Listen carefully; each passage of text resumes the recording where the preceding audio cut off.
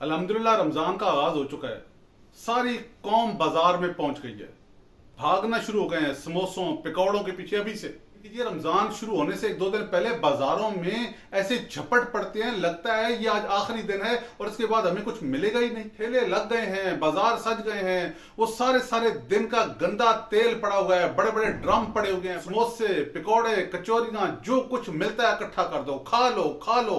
ऐसे झपट पड़ती है हम चीजों पर, लगता है कि इसके बाद हमें कुछ खाने को ही नहीं मिलेगा। हमारे यहाँ रमजान में सिवाय खाने पीने के किसी और चीज का जिक्र ही नहीं होता।